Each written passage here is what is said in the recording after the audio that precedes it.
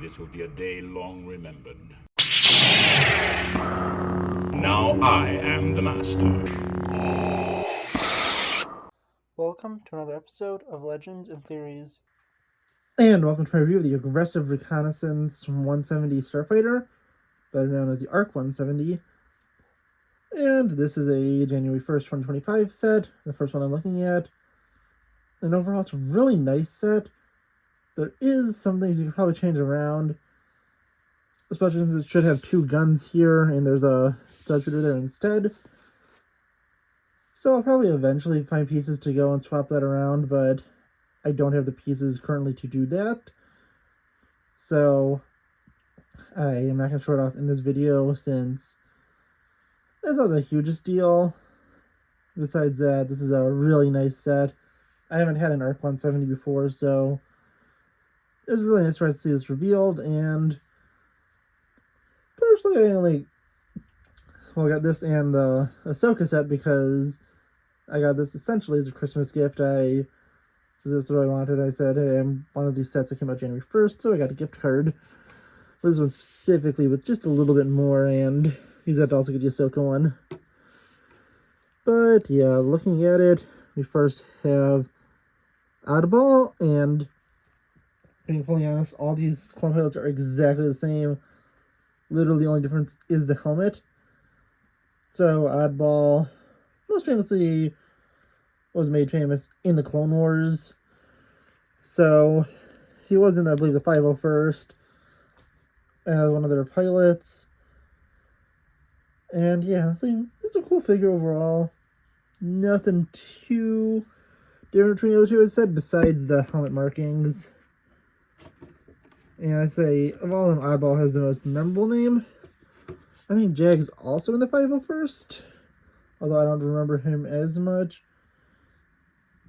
But the blue helmet markings would clearly say he's the 501st. And don't worry, I'm making sure I'm right. I have the box to my right, so I'm checking the names on it.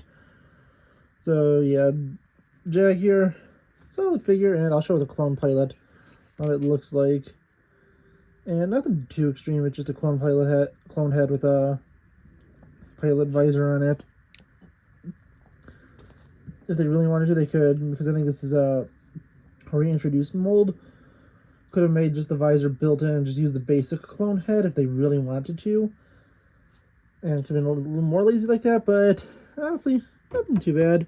Do wish that they kind of introduced a double-sided head just so you could have some difference. And finally, just the basic clone pilot. As I said, only difference here is the pilot's helmet. Finally, we have R4P44. Totally wasn't just looking at the box to know this guy's name. But this is a green astromech, and I feel like a red one probably would have fit better with this ship aesthetically. But yeah, it's honestly not too big of a deal since we already get a mainly red one in the Ahsoka one, although it has some green details on it too, so no huge justification there. Moving on to the Starfighter itself.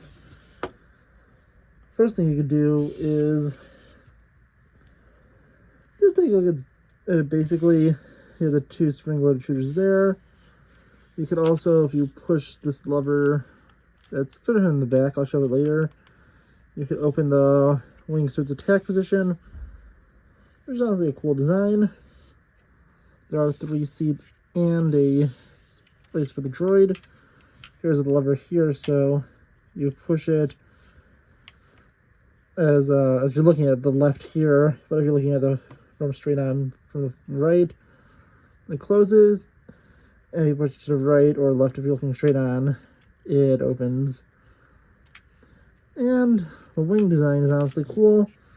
This one actually does have a good look from the bottom, unlike some sets which have a really bad look. This is also a printed piece down here, so that's interesting. And then you can close it again. One thing I didn't remember, especially because I had a toy of this one when I was a kid, was there's a turret at the bottom. I didn't know there was one at the top, and that's one of my favorite parts of the Starfighter, is that it actually has a back turret, which is something that makes sense to defend it from behind, since most starfighters only have fixed forward-facing cannons. Only ones I can really think of have a swivel cannon is the Millennium Falcon, and then the Ghost. But oh, and also the Tanto I think has it also. But there's not too many fighters. Well, those are all freighters, like specifically fighters. This and the Republic Y-wing both have I think it's the regular Y-wing. All have rotating cannons that can actually fire behind. So, interesting, but this one's the only one that really has fixed cannons facing backwards, and then more powerful cannons facing forward. But the one thing I don't love about the design here is that there's this open area the droid has to fill in. I do wish they had something to make this like 2 studs longer at the back and just blacken the droid. But, so besides that, the only way you can put the droid in is by picking this up. This cool, and at least to me, new print on the control panel. I don't know, maybe this is in some Lego City set or something. And there's no print, there's no text on it, so that couldn't just be any generic theme. I do wish that they found a sticker to put back here for the gun controls. And then with this one, I think that, just based on this, the back seat is for controlling the weapons and the front seat is for piloting. Although I'm assuming if the front pilot is taken out, you can switch piloting to the back, but this one specifically, but this piece, I think this is only for weapons control since, well, you can't really fly this backwards. I mean, probably you could, but it's probably way too difficult. Up at the front, you have a more simple and generic piece to represent its control panel. The front has a cool design, although I do kind of wish that they added stickers and some other designs to at least have the option of the eyes at the front of the fighter that some did have, but that's a cool look. And the engines also look pretty cool. But yeah, honestly, it's a really cool set overall. I do really like it. Is this worth $70? Probably not. But if this goes on sale, definitely for maybe like $50 at the lowest, I'd say it's only worth it. Even for $60. But I feel like $50 is only if you find it on clearance, so I feel like this is most likely to go on sale for $60. But yeah, honestly, I really like this set, and overall it's a nice addition to the collection. But yeah, the pricing in it is kind of insane. But yeah, just as I was saying, I didn't even know that it's so easy to pop out. I just built this last night.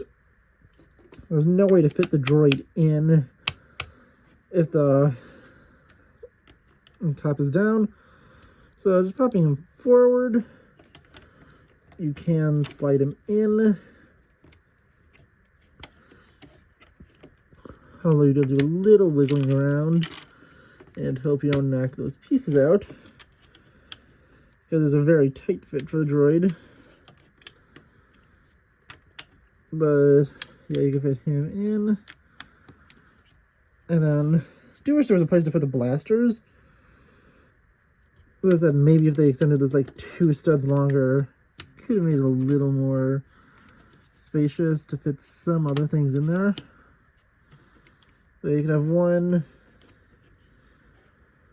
having his head pushed up against there.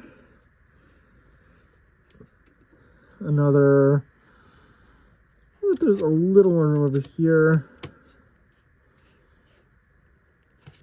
Although it's does get stuck on that one stud a little bit, but isn't a huge problem. And finally, you can place final pilot up here and have all 3 and, well, technically 4 of all 3 clones in the droid. So yeah, honestly, overall really cool, and obviously the ship's supposed to be very reminiscent of the X-Wing. But yeah, honestly, really like this as a ship design, and it's a really cool inclusion to have, especially since I think it's been over a decade since we got the last one. And I don't even think, when I say over a decade, I think this might have been, the last one might have been from the Clone Wars, before even Disney bought out Lucasfilm, so this might be the first one we ever got under Disney. But yeah, honestly, really cool. Mainly stickers besides these plates. I do like having the Republic symbol on there, but yeah. Overall, really cool set, and I want to know what you think. Please leave me in the comments, and I'll see you in the next episode of Legends and Theories. Thank you for watching this episode of Legends and Theories. Please subscribe, like the video, share the video, leave a comment, check out the video on screen, and may the Force be with you.